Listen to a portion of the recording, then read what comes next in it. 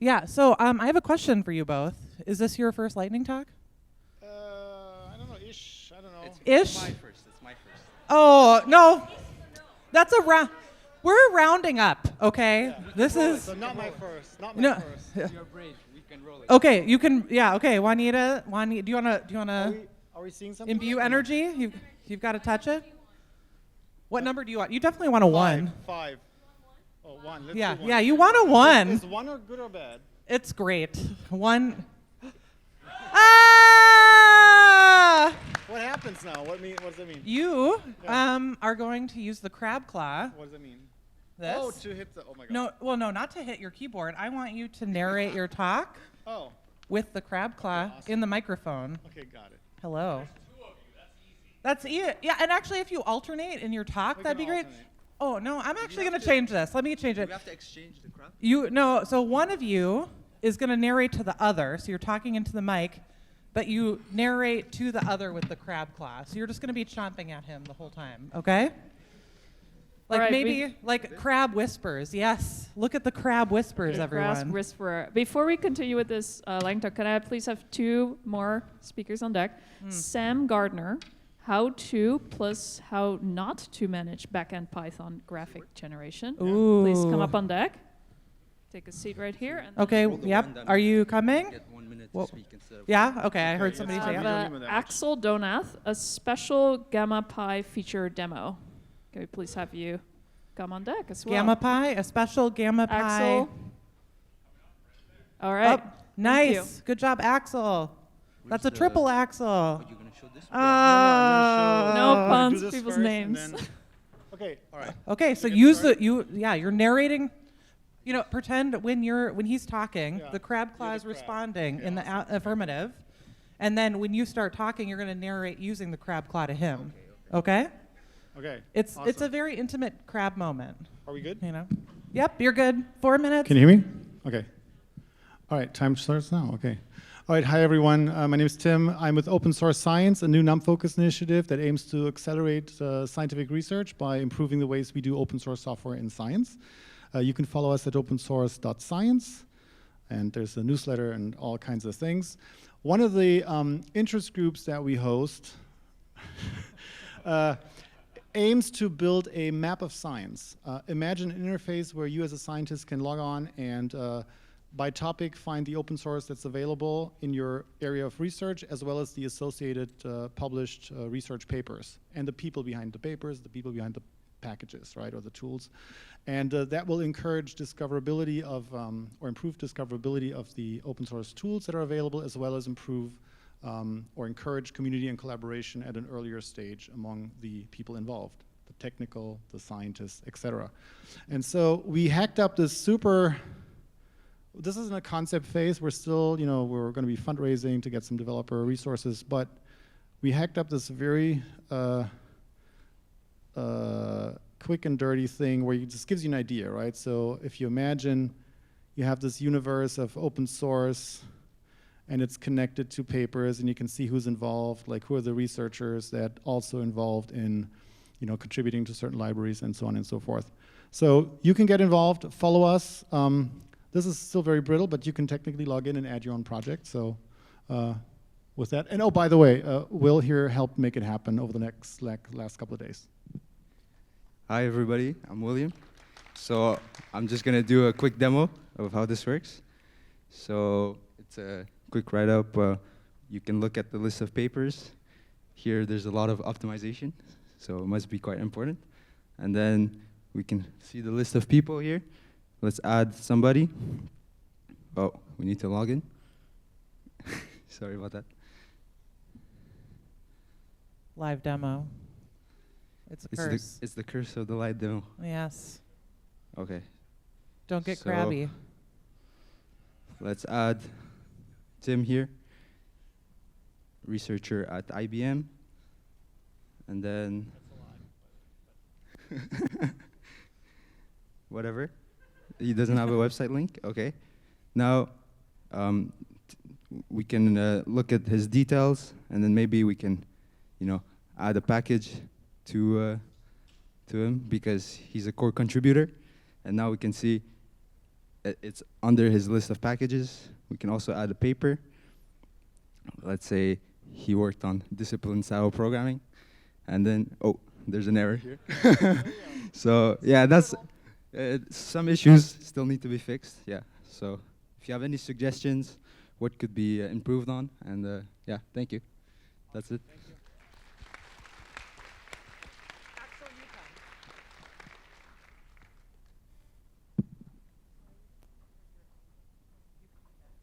All right, I'm going to, while the next speaker gets ready. Oh, you're here. Great. Thank you so much. This is the deck. It doesn't look okay. like a So deck. for those of you, so if we call you and you're on deck, we want you to sit in these chairs here, so we know you're here, and that So- way, you know, like you're in the front. The next person who's going to demonstrate that to us is Scott Collis, Crocus, More Than a Flower, A Way of Science. Ooh. Please come up okay. and take a seat over here. Thank Scott, I expect you to use Z and not Z whenever you. Uh-huh. So Axel, is this your first lightning talk? It's my first lightning talk. Yes. It is? Yes. Yeah. Oh, okay. Well, then you get 4 minutes, unless you would like to roll the dice.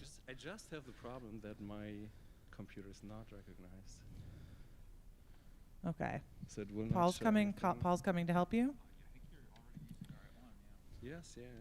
Just Okay, let's try. Uh-oh. Yeah, let's try the other one. let's try the other one. Okay. Well, we'll see. Yeah.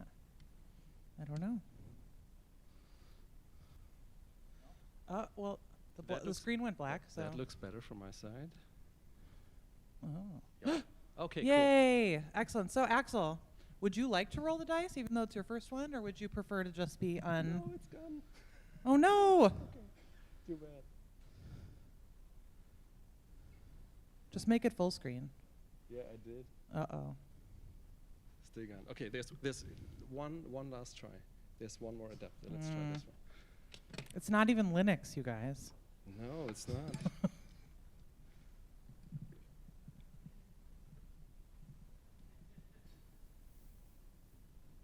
If anyone's concerned, anyone who's giving a lightning talk about their slides, feel free to just post them in Slack, and we can use our computer to project it as well for anyone.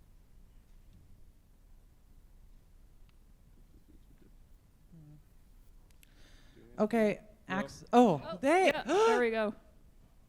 No! This is What the a biggest teaser. fake out. Too bad. It has worked for everyone. Now I'm getting crabby. Yeah. Well, actually, I think I could. Yes. Yeah, I can. Okay, so export it why to don't- PDF. we're We can get gonna- a second chance. yeah, we'll you go off deck. We're gonna bring up our other on deck speaker. Come on up.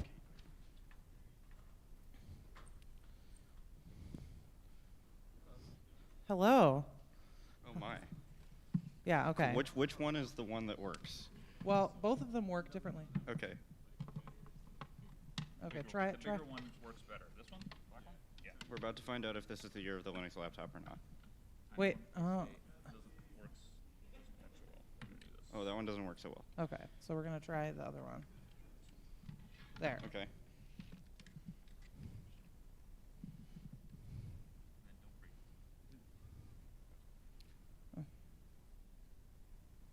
Yes.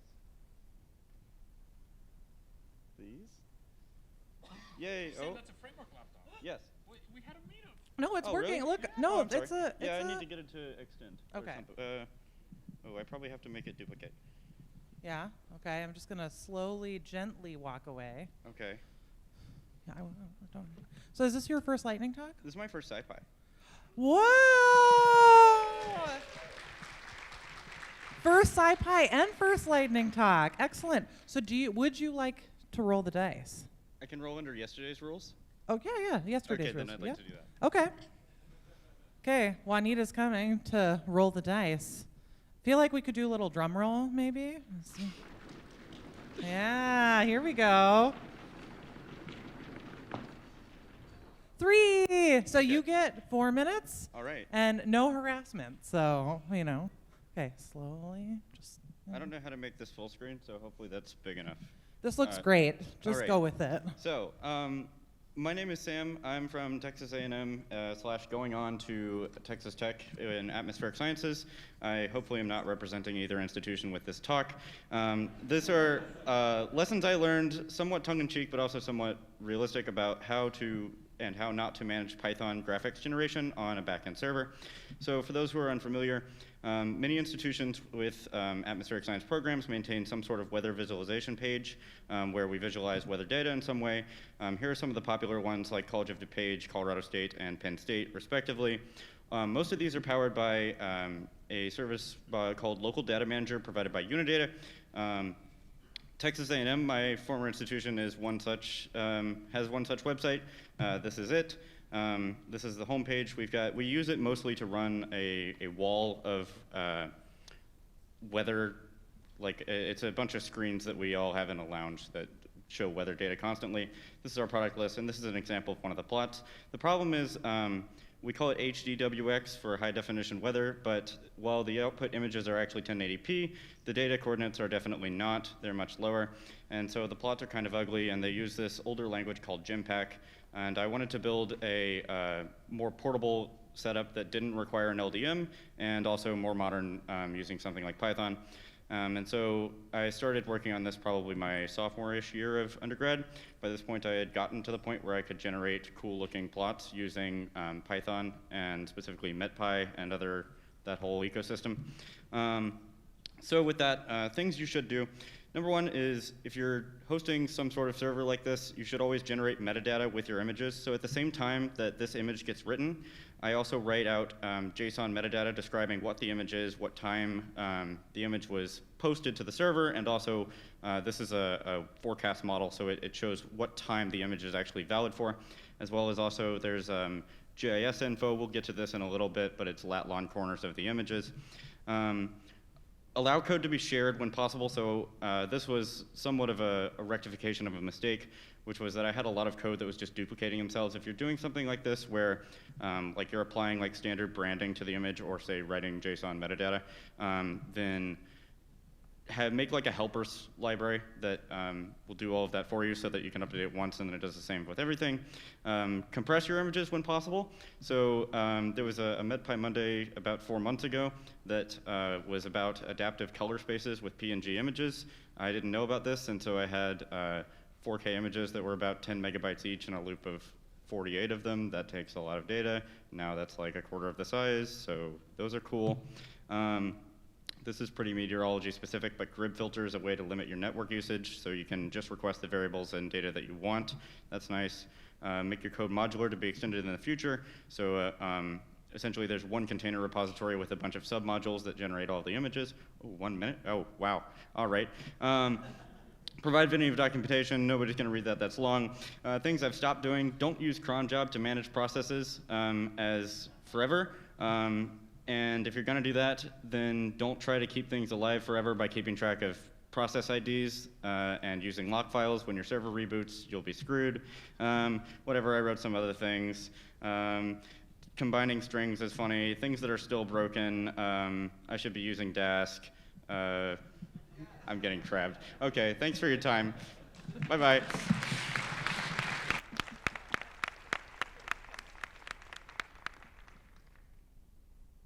That was wonderful. I don't know whether lightning should strike again or weather. Okay, come on. Thank you. Okay. That was a lot to process. You're going to try. Well, we're going to see. The next speaker is? David Fiumano, receiving satellite images in your backyard. David Fiumano, are you here? Oh, right there. You were, it's like you knew we were going to pull your, oh, okay. Okay, try to make it big. Let's see, Yep. Axel. Looks good. Yay, okay, Okay, I'm great. slowly, okay.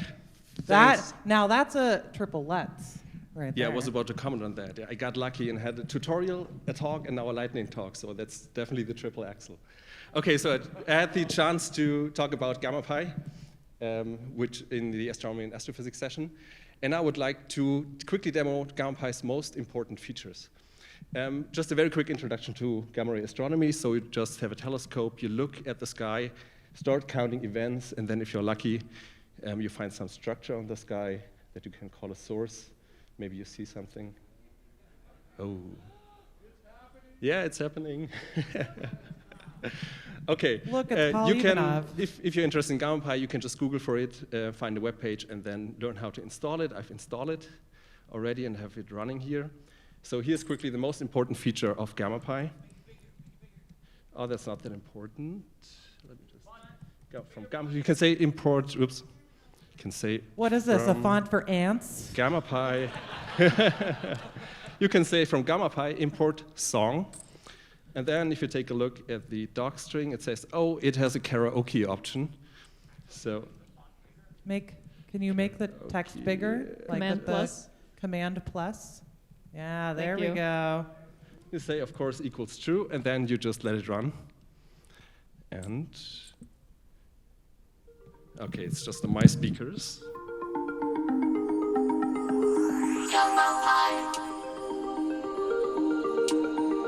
Gamma ray data analysis package. GammaPy. Prototype software. CTA science team.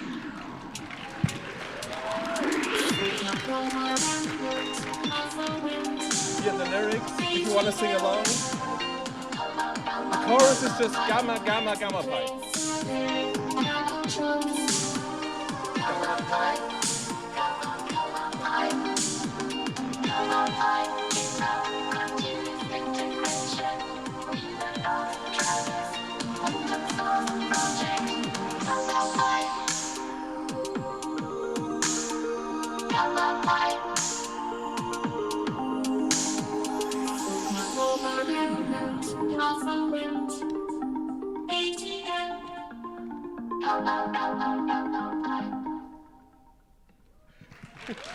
Okay, thank you.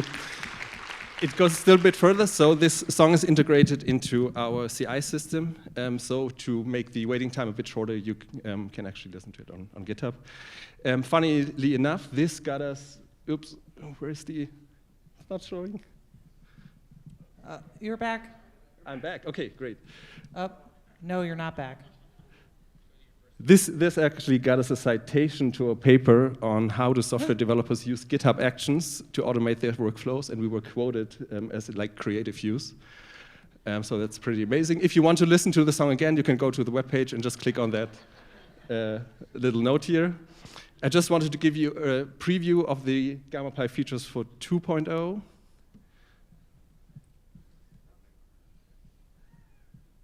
So now you can actually say from GammaPy import drop the mic. Oops. Oh, there was a typo. Yeah. And then, oops, you just drop the mic.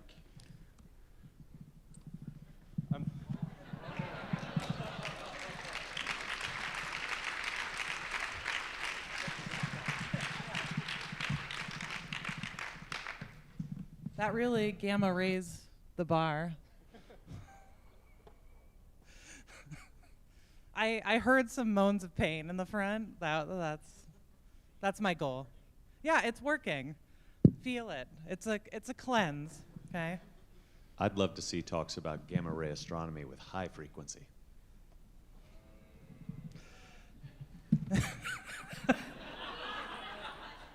It took a minute. Okay, so Scott, is this your first lightning talk? It is. I've been coming to SciPy since 2012. but Okay, I've no, you're definitely getting the dice. I'm just imposing it on you. Scott has been a track chair, has been coming to SciPy for ages. I think you're enough of a, SciPy veteran.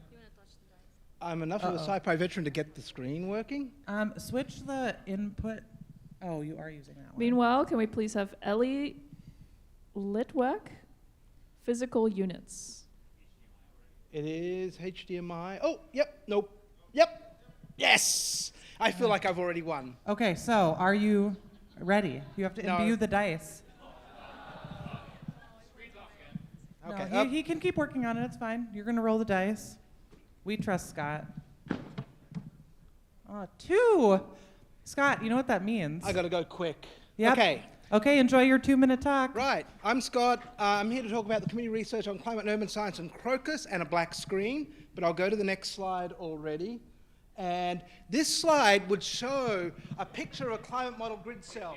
And we're trying to work out what's going on inside that climate model grid cell by putting instruments out through the city of Chicago. But you might ask, why does that matter for people who program in Python and battle with HDMI connectors? Well, we have at the center, so you've got to imagine now a picture of really cool instruments. At the center of those really cool instruments, we actually have these ruggedized computer systems we put out there where we do edge computing. So people can write plugins, they Dockerize them, they're written in Python for doing things like taking images, working out cloud motions, doing bird song detection using the Merlin app. And next, we plug that back into my computer. No, give that here, I can do that. All right, let's see if this works. See, the problem's with this. It's not with the computer. This is the year of the Texas projector. Oh, wow. That was funky. I think it's coming alive. Don't say bad things about Okay, the there we Texas go. projector. Yay! Yay! Okay. No! Like I caused that. Okay. Oh, that is... Is the Gamma Pi song starting again? Dubstep remix. All right. Let me see. Okay, I'm going to stop sharing that. I'm just going to go to the live demo instead. It doesn't count against the time. Let me try and... What if I don't do... We're giving you 4 minutes. Don't worry about it. Yeah. Yeah, don't worry. The more Where's- pain that happens during your talk, the more time you get. Oh, okay, cool. So there's an example of plug-in there. That's actually using optical flow. I'm going to use this one that's sitting here and see if this works. He's got another one. Let's try this one here. I do. We can give that one a go. I'm on to my second one now. It's That the can be year our of third the one. Mac dongle, apparently. Okay, no. Yes. Okay, that one's working. All right. So, anyway, so yes, we're going to put a network of 21 nodes across Chicago. I hear it's a really good city to hold a conference in, that are going to really gather climate information at a very high detail. This is an example of one of our nodes out at Northeastern Illinois University. Now, I'm going to risk this by making this full screen right now. And... That was a failure. Oh, no, it wasn't. Okay, I don't actually, that's my Wordle score. All right! So, for those of you who This have wa- not this was a done today's flex. Wordle, I am really sorry. Okay. Here's a great example of some of the data. So the other thing I want you to take home is that our data is fully open. We are going to be collecting more data in Chicago than we can ever use. This is an example of some data we collected. This is me flying home from Colorado on July the 4th. What you see here is some of the data we're taking of air quality. Right here, I've already got this open in a browser, so I'm just going to go to the browser. This is an example of our data portal. You'll notice down here, there is some code that I can copy paste, go to my notebook here, load in, open our data client there, load actually the data from our data repository, and if I just go df dot, look at what I've got in my data frame, look at what I got for my values, yep, and dot plot. You can see I've got that same data there. So Sage Continuum, Google it, Crocus Community Research on Climate and Urban Science, and I can see Medican coming, and I don't want to deal with that. So Not the first person who said that. I'm so pleased. Next speaker, please get your computer ready. And we've got up on deck Leah Wasser, Pi OpenSci, a greenhouse to cultivate open source community. Leah. Oh, Leia. I'm so sorry, Leia. Is it Princess Leia?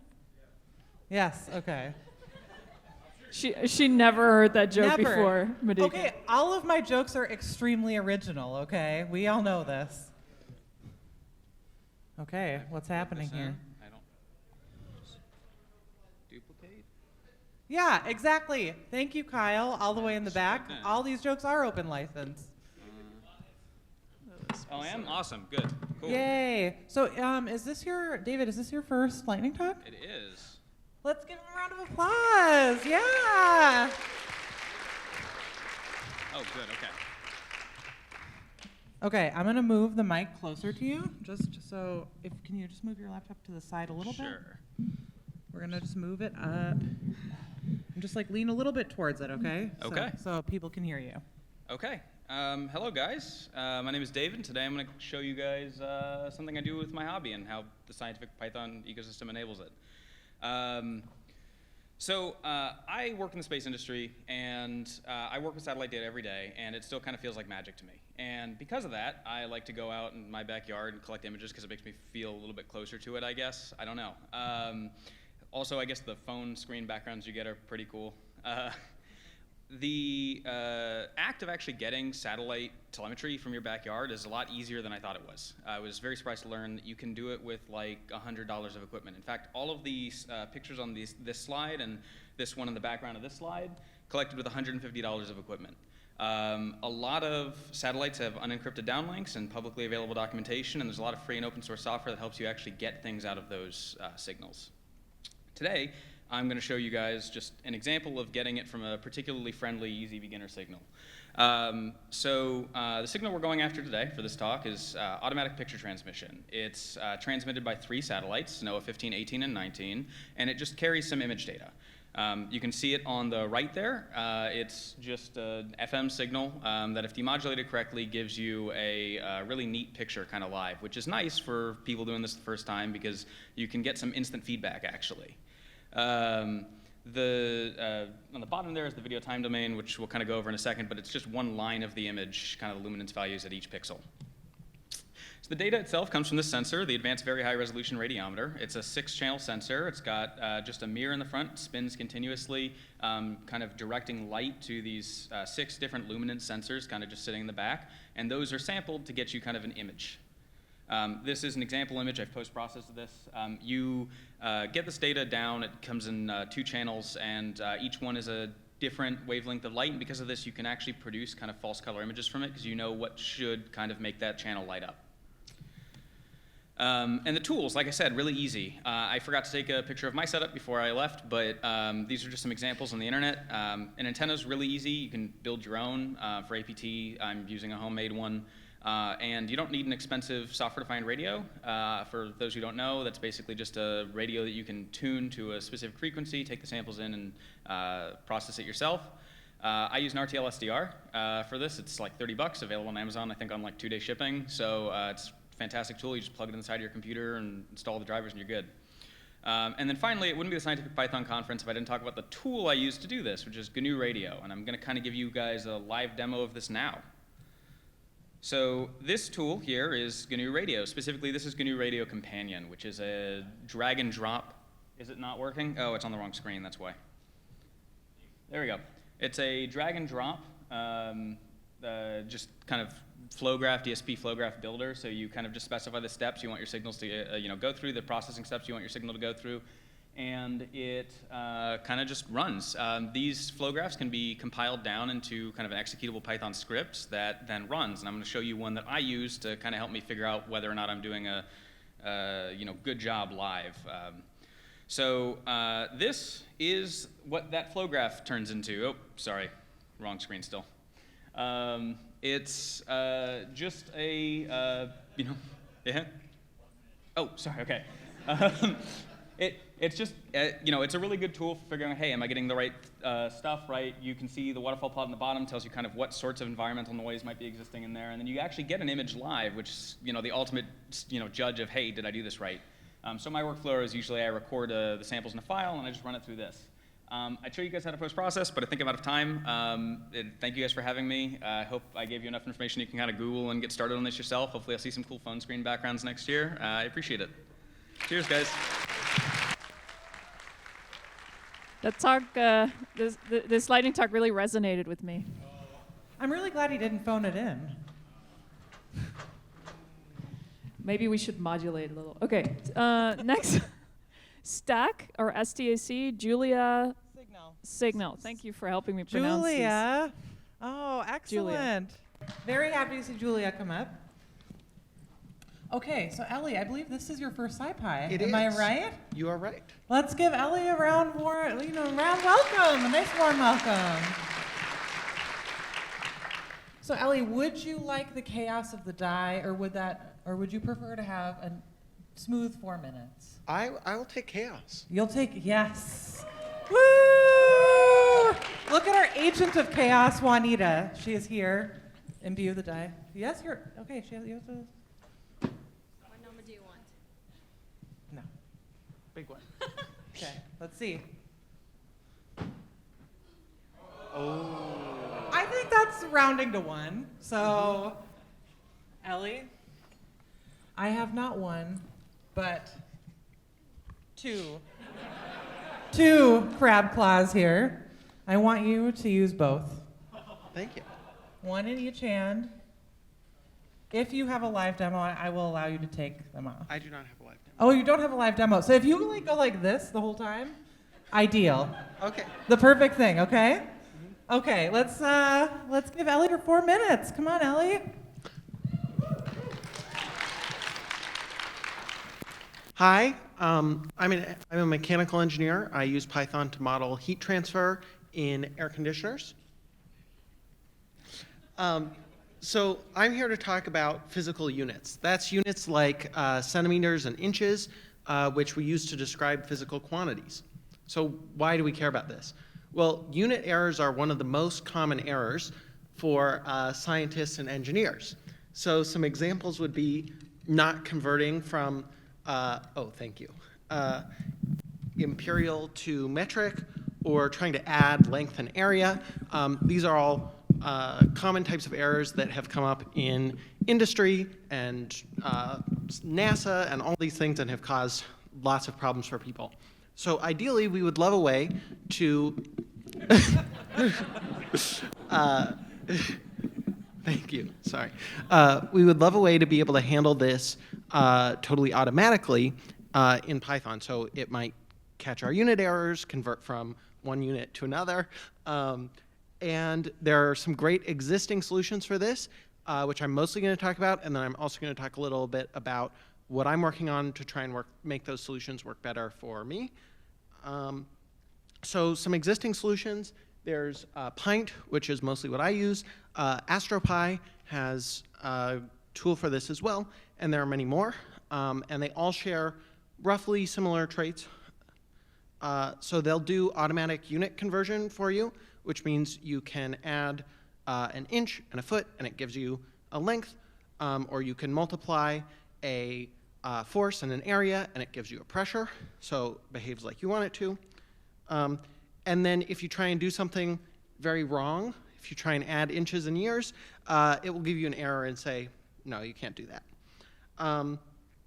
There's a big cost to this, though, which is it comes with a performance overhead.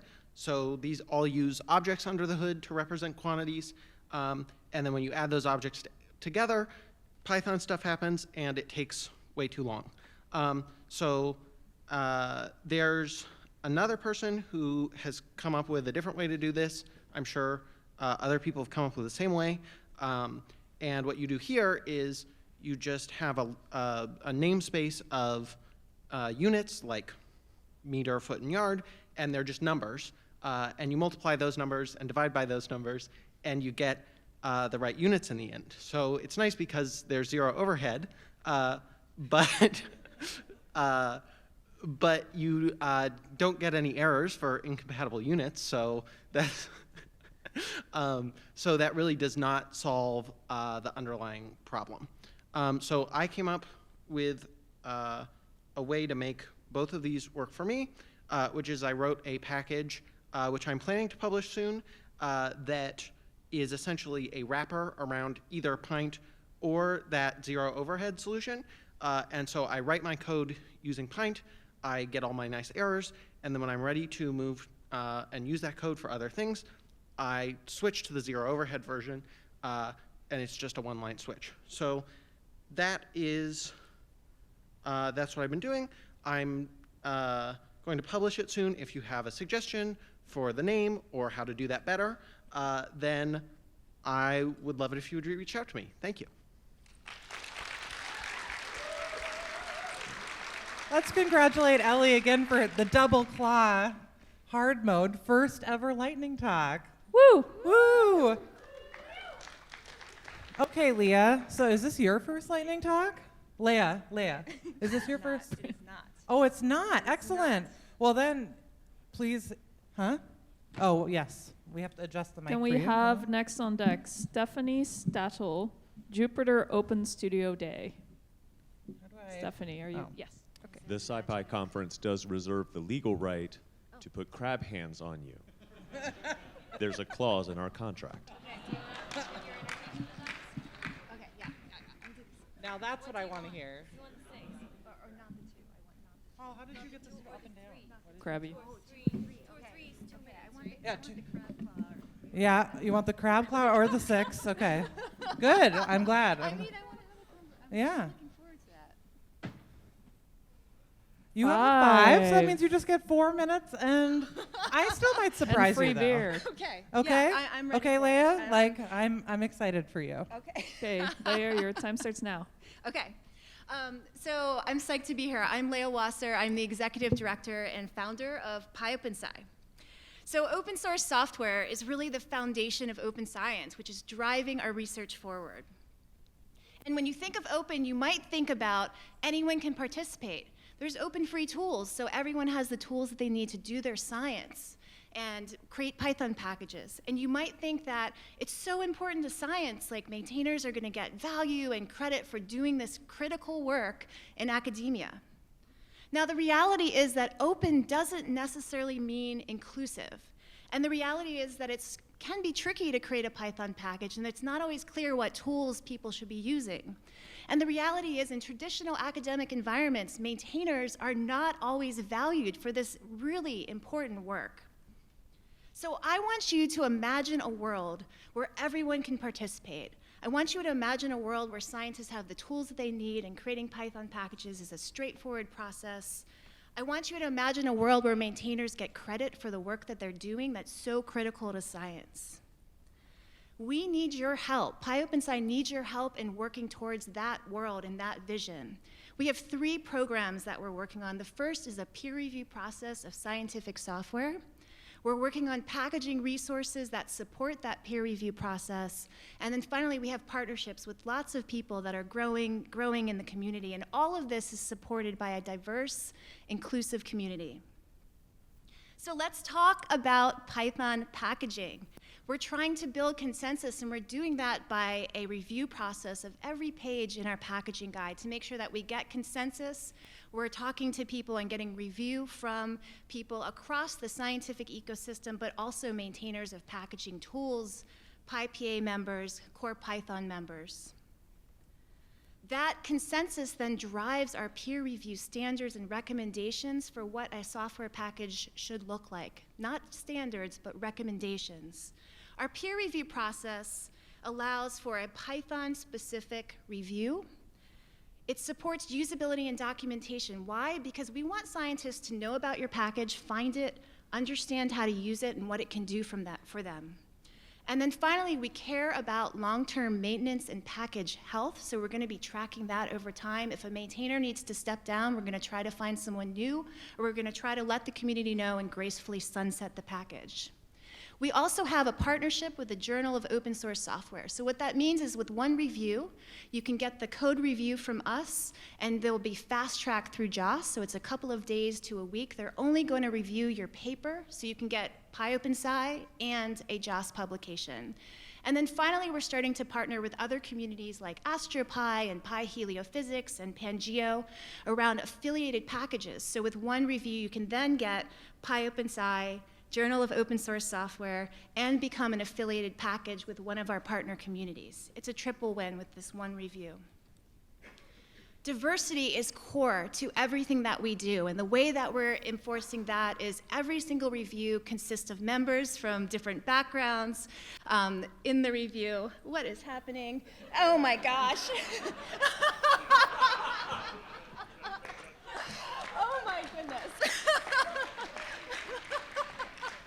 Do I have another minute or am I done? You have like 30 seconds. Yes, can I wrap up? Do, do, do, do. I was trying to understand what was happening. That's amazing. Okay. I'm gonna stand here ominously. Okay. So we also offer a mentorship program if anyone wants to get involved in review but hasn't done it before. By sharks, friendly sharks, very friendly sharks. I want to thank everyone for your time and attention. We're having a sprint tomorrow, so feel free to join us. There's lots of ways that you can get involved. You can become a reviewer. You can become an editor. Thank you very much. Thanks, Leah. I have a question for you. Can it play Baby Shark?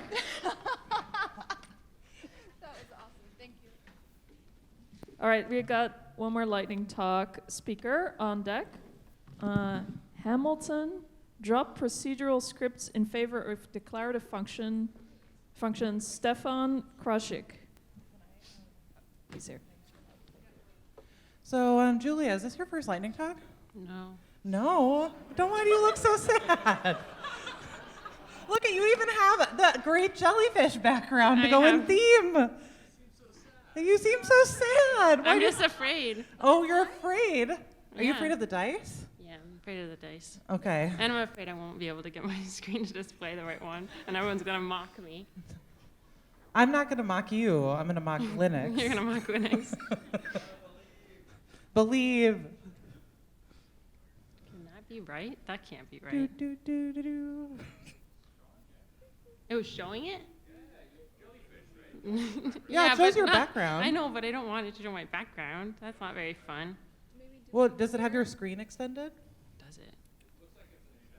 Yeah. It was coming? Yeah. Have you tried turning it off and on What? again? I just keep going further and further? Yeah. Go further Drag and to further. the right.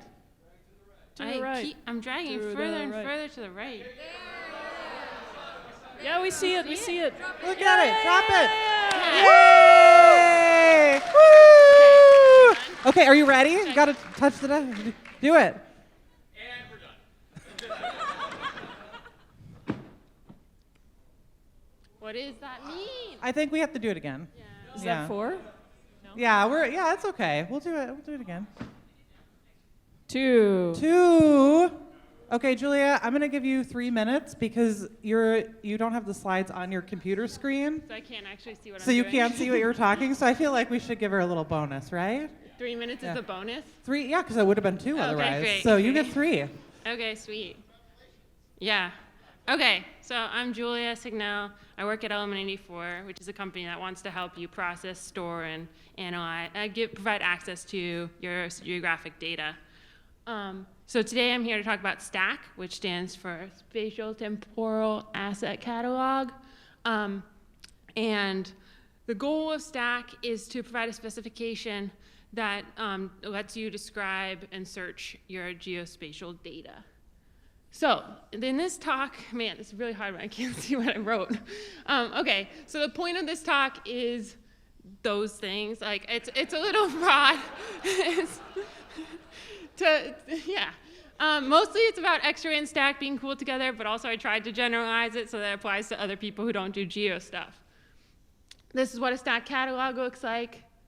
Maybe I can put it more in the middle. Yeah, so it's basically just a hierarchy of files and catalogs that are grouped together by data set. Where am I going? Okay, so this, I'm trying to do a demo too. Okay, so this is the catalog from Planetary Computer, and this is running. So I'm opening the catalog. God damn it. There I loaded an asset, so this is CMIP6 data. What is in there, it's basically where your data is, how it's stored, and how it fits together into a shape that's like interesting to you. So it's a bunch of chunked files, but you don't actually care. It doesn't matter to you because you're just going to use xr dot. Where is it? Yeah, so you just do xr.openDataset, and then you get your X-ray dataset back. This is like a pretty big data set. It has like 20,000 time steps, and it's trivial to load it into your, or it's trivial to open it into your Jupyter. So you can do a bunch more. I'm short on time. There's a czar example. And then there's loading a bunch of cloud-optimized geotiffs, and they all get stacked together. You don't have to give me an extra minute. Don't go easy on me. And it's all just super easy. And the point, and you open them all in exactly the same way, just xr.openDataset. X-ray open-dataset, same as anything else. And the point of this notebook is that it's super boring. It's meant to be super boring because it shouldn't be the opening your data. That's an interesting part of your workflow. Like, if you're a scientist, you want to get your data and like move on with your life. So really the point of this is a separation of responsibilities. So I made a drawing. So this is the data curator. It can be the data provider or like someone else. And they write the stack metadata, and that's like a painful thing that like takes time. But the point is that once you do it, it's there. Like, and one person does it for a data set, and then all the rest of the world gets to benefit from that person's work. So how it works is the data curator writes the stack metadata, sets up a stack API. They can do that. Other companies, such as Element84 and others, would love to set up a stack API, help you with the stack metadata. And then your data consumers come along with their queries, send them to the stack API, get stack metadata back. And this little world is where we all write libraries, right? Because the data consumers then come with their metadata, and they can go to the X-ray, and I'm just going to keep going. And they can, like, the point of these specifications is that it makes it really easy to write these libraries that fit in these holes, and everyone can benefit. Okay.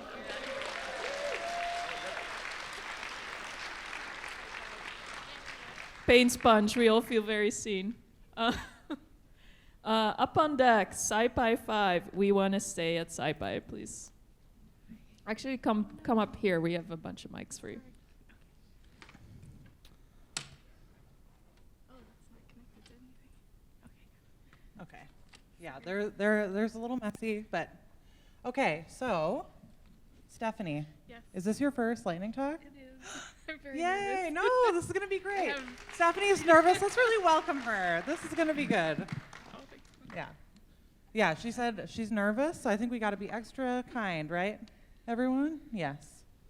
Okay, so maybe we'll be kind, but the adapter won't be. Something? Oh, okay. Okay, here we go. Woo! Awesome.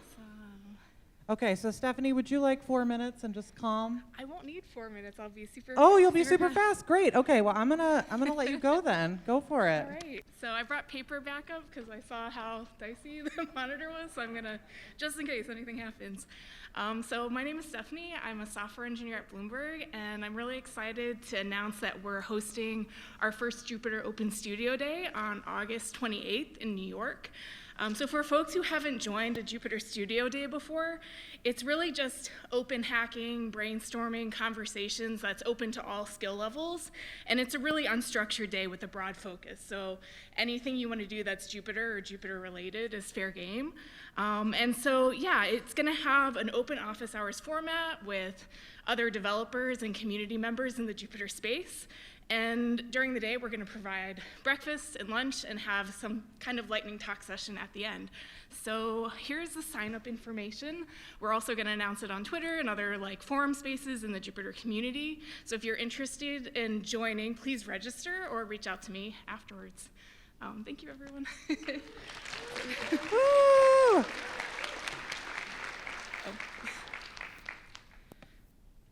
Okay, let's bring our next speaker up.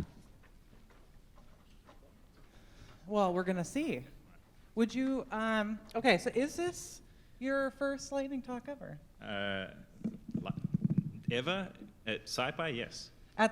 Oh, well then you're definitely rolling the dice. I'm just imposing it on you. That was like some clever wordplay here, and I'm glad you were honest, though. Would you like to imbue the dice, add some energy? Sure. Yeah. Oh, Juanita said it's not going to work, though. Okay, she's, let's see what happens. Oh, that's on a corner. Okay, never mind. It's on a 2. So, Stefan, you get 4 minutes. Awesome. Yes. All right. Actually, you get 2 minutes. What? No, okay, 3. Okay, I'm known for speaking fast, so pardon the accent. Okay, Stefan, I'm going to talk to you about Hamilton. It's a little open source package, and I'm going to try to convince you to think about dropping procedural scripts in favor of declarative functions. Motivation is code lives for much longer than you usually intend it to, and so if you're not on top of your coding habits, this can actually slow you and your team down over time. So to contextualize that, say you're writing a script, you're loading some data, maybe it's got some conditional logic, maybe it's got inline logic, maybe it's going out to functions, and then you save it. This looks pretty innocuous, but given time, personnel, and obviously code always gets more complex, this is hard to maintain. Why? Unit testing, integration testing story here sucks. Where do you put documentation? How do you make the code readable? It's tough. How do you understand how things impact? So when you change something at the top of the script, you have to know the whole script to understand the impacts. If you need to reuse something, you invariably have to go back and refactor. Who does that? You end up cutting and pasting, and that ends up with code duplication. And then this impacts how fast your team moves, since onboarding gets more challenging, the same with debugging. So what is Hamilton? It is a micro framework for defining data flows where you write declarative functions. And by doing so, you gain a lot of software engineering best practices without you really having to think about it. It came out of Stitch Fix, small dependency footprint, easy to get started. And you can try hamilton.dev in your browser if you want right now. In short, what is this declarative function that I'm talking about? Well, instead of writing the procedural code, so instead of these 2 lines that create 2 columns C and D, we instead declare them as 2 functions, C and D. So the function name becomes an output we can get, so these 2 columns, C and D. And then the function input arguments then declare what's required to compute them. So for C, it's A and B, as you can kind of see. And then for D, C is the only thing that's required. The function of the body is what you kind of expect. But you don't run these functions. You need some driver code. So the point of the driver code is to kind of import the modules, import the functions, create this kind of driver object, which declares this data flow or directed acyclic graph. And then you can kind of ask something to be computed from it, and Hamilton will go do that for you. Benefits is, A, if you write these functions, your code is always unit testable, has a great integration testing story. You can add runtime data quality checks just by simply adding an annotation. We have Panda integration. It's self-documenting. Since you're forced to write things, the function names and the function input arguments to mean something, it's much easier to read code. Similarly, you always have the doc string, no issue with documentation.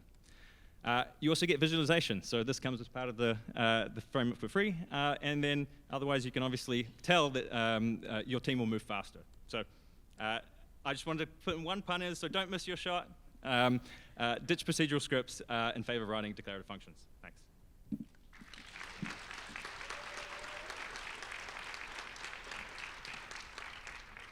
Okay, let's bring our next group up. So I'm gonna just impose another rule that each person has their own dice roll.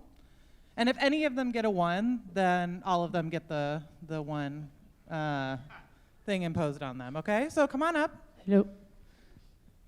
Yes. And I have Testing? Okay. since I heard there was 5, I mean, you're already getting some extra bonus. Just plug in your computer.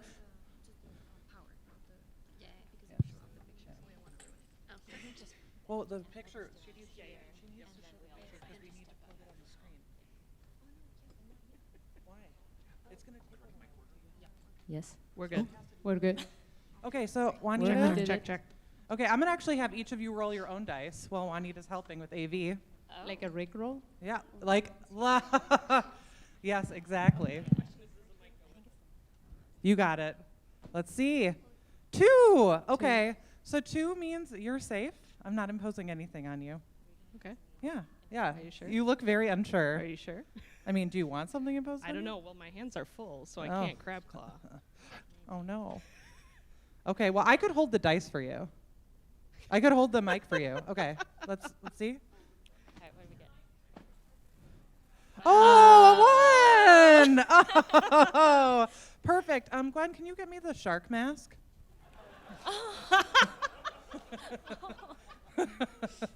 Oh, beautiful. Natty, this is you. You get to sing in a shark mask. Okay. Yeah. I'm sorry it smells. It's very new, and it smells very plastic.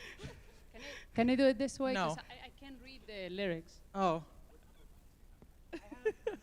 2. You're gonna have to be really chummy now. 2? Well, I'll go wherever I have to. Oh, okay, I'll give it to her. And it's not that the same. Okay. Yes, you can see. Just try to put it down. Let's see how you can see. Yeah, come on. Look. Here we go. Look it. You can see through that. That's perfect. You can see and you can sing. I think this is how it is. Yeah. You can do it. You can do it.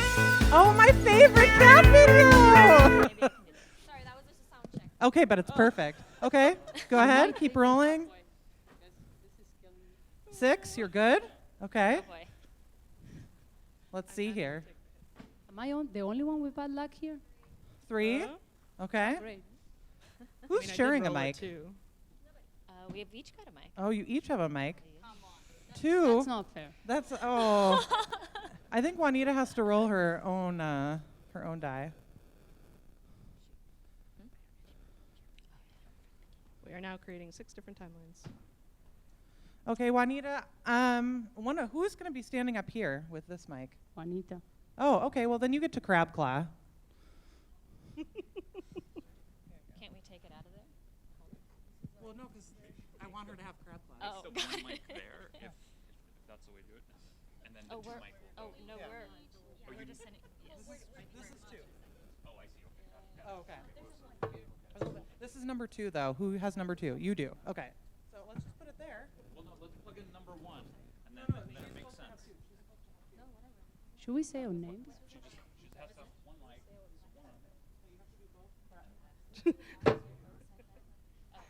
We're all just shark names. Mako. I'm Mako. I'm Finn. Okay, let's do it. Oh, what? Who else has a free hand? Anybody? I mean, No, we actually really don't. Oh, no. Yeah, no. here, Madigan, I'll wear a. Yeah. We're SciPy 5 plus 1. I can put it on the stand. I'll hold the mic with it. Okay. I drop the mic. That's not your fault. No, yeah, you can hold the mic. Okay, Madigan, you got enough stage. Come on. Out. Go. You can stay.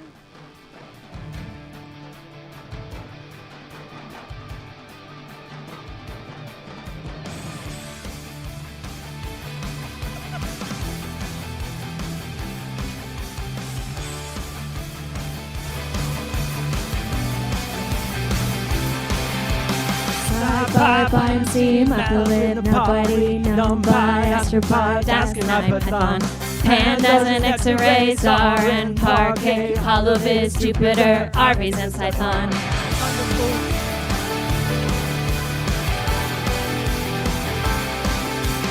Honda Forge didn't merge, too much cash, need to purge. Sprinting, not much time, get this PR across the line. Leaving joints from hell, drawing data Basel. What's your handle? Oh, I've seen you meeting for the first time. We want to stay at SciPy. Open source keeps turning and we all keep learning. We want to stay at SciPy. Making many repos just to hang with people. Lightning talks are pretty sweet, crab pop up a tree. Audience hoping desperately the die will land at 1. Slack usage must stop, year of Linux desktop. Cannon clock, brainstorming the very worst fun. Tacos and barbecue, self-driving all new. Margaritas, light pollution, worldwide telescope. Where's the tasty queso? Isn't no say so? Pizza feed, Barton Springs, sing bats. I know we wanna stay at SciPy. Open source keeps turning and we all keep learning. We wanna stay at SciPy. Making many repos just to hang with people. What is this? So much heat, burn the soles right off my feet. Sweaters off, sweaters on, cause inside it's freezing. Real climate change, all of us out on the range. Good thing next year from Austin we are leaving. Lunch is far, might not eat, far too many folks to meet. Trading cards, stickers, but they didn't have my badge. Hallway is the best track, be the first to get a snack. Grabbing swag, left and right, shirt and logo, no match. We wanna stay at SciPy. Open source keeps turning and we all keep learning. We wanna stay at SciPy. Making many repos just to hang with people. Version bins, locking files, CI goes the extra mile. Repo review, cookie templates, packaging's not hard. Pipelines, PR bots, git commit, branch dot, roll the die, lawful chaos. We are the real bots. Baby shark, if or diff, we all know which is which. Tops are done, time to play. What else can we even say? We wanna stay at SciPy. We wanna stay. We wanna stay.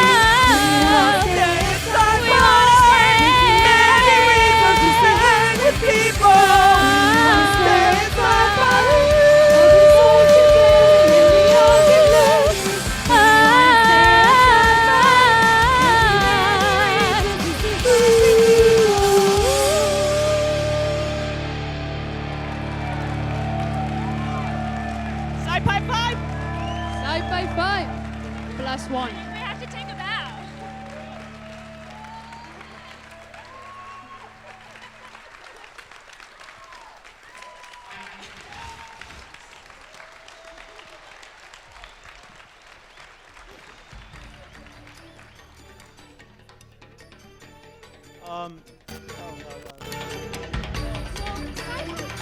But there are 6 people here. Why is that? Sorry, it was an off by 1 error.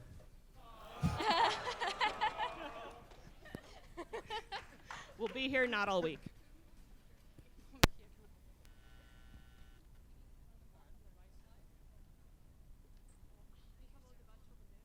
Thank you, everybody, for coming to the lightning talks, and for all of you that submitted but didn't make it. I hope to see you next year, adding to the compost bin of our wonderful open source community. It was so wonderful getting to see all these really interesting talks and end with a themed custom song for this year's SciPy. Do we have any? I just wanted to take a moment to let everybody know, if you love SciPy, you can help make SciPy better. SciPy 2024 needs your help. So if you would like to join the organizing committee, we would deeply appreciate your contribution. Oh, Yeah, how do you we do have that? a BOF coming up. It's not the immediate BOF, but it's the one at 5:45. So look that up on the schedule. And if you reach out to any of the current organizers, we can definitely get in touch with you and make sure that we put your skills to great use.